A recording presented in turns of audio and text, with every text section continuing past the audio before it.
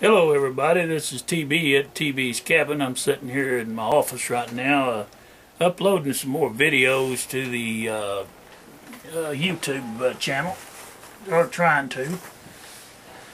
Just wanted to show you this finished polished out carbon steel blade. I finally got it all worked out and I put what I'd done to this to bring it back to this carbon steel color after buffing that all off.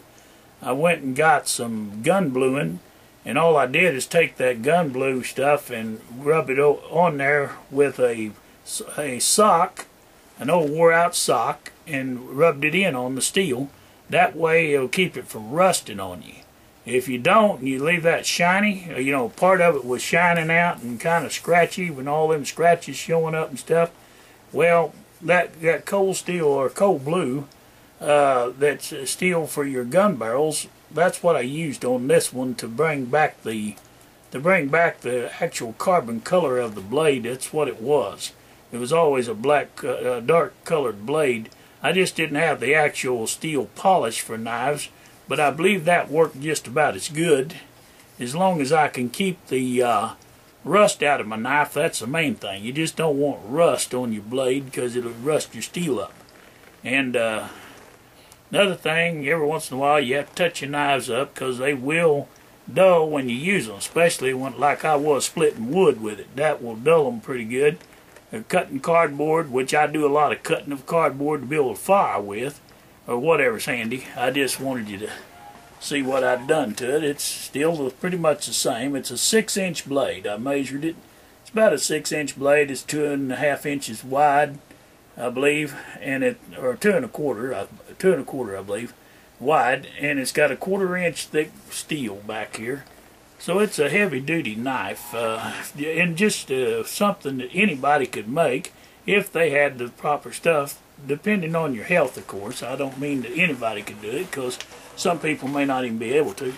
That being said, you might want to seek out a knife maker, or I would make you one, but it would probably...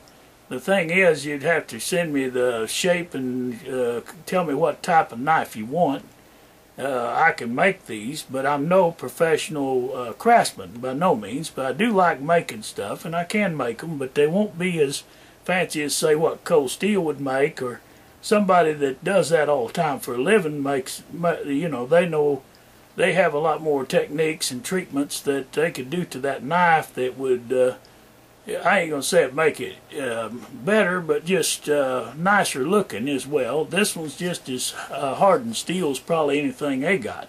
Now, I would say that it is, but then again, like I say, I'm no professional knife maker, with that being said.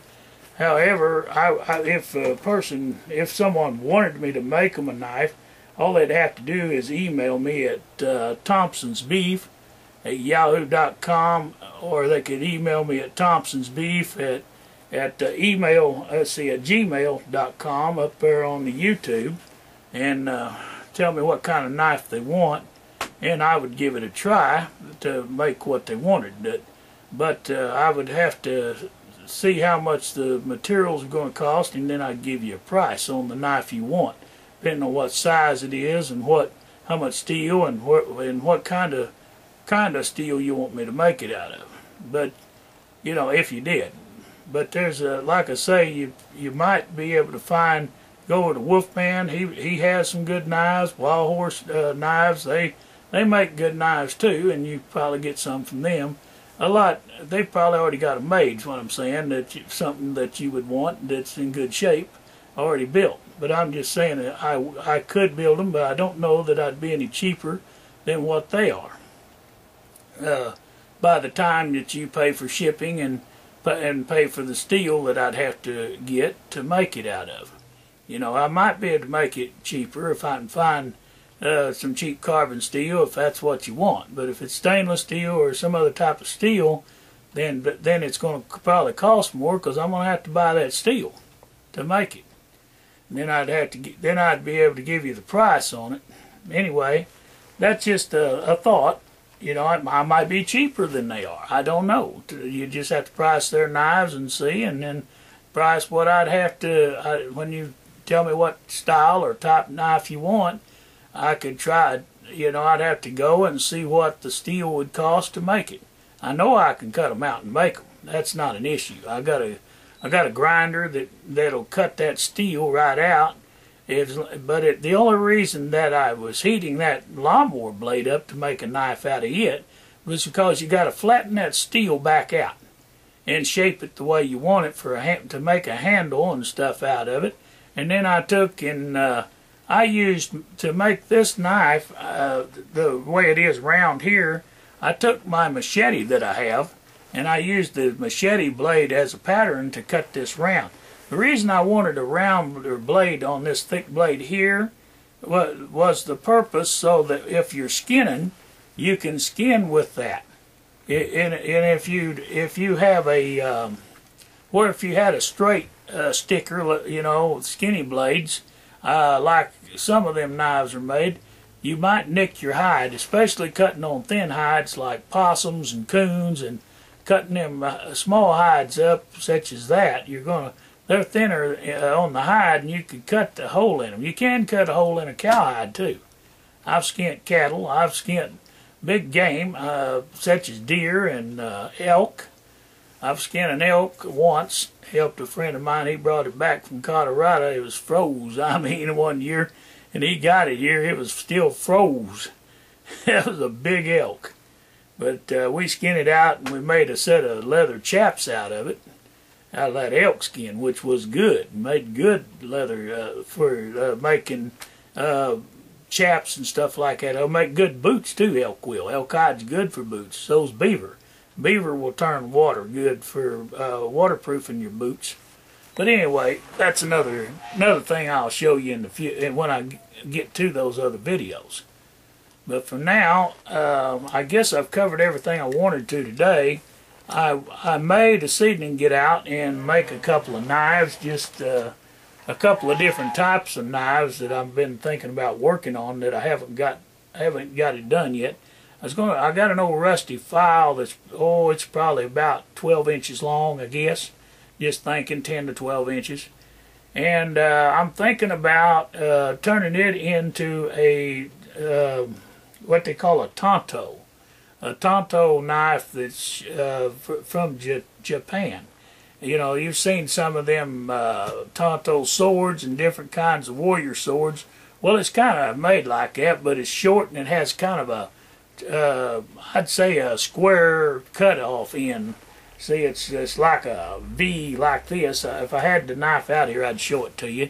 But it's not round like this. It's more of a square piece here, and then it comes off this way, and it comes with a narrower blade that's small, and it's about 9-10 inches long. The blade is something like that.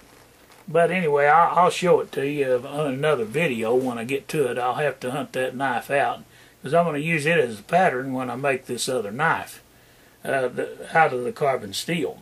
And then I got the other half of this lawnmower blade, which I'll probably make another one like this.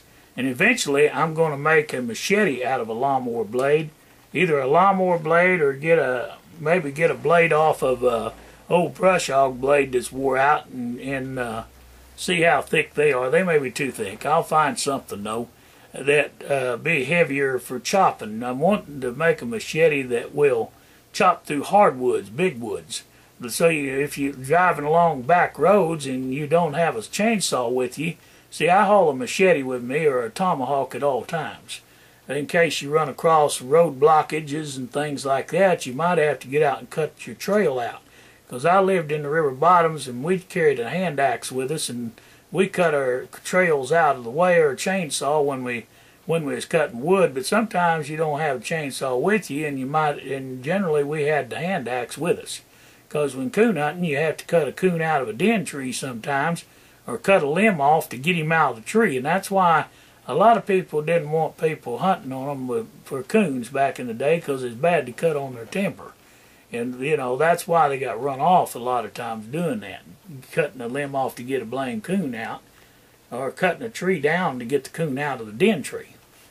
Now, what I did, I used cherry bombs to smoke them coons out of those den trees. Them old smoking cherry bombs that you get with your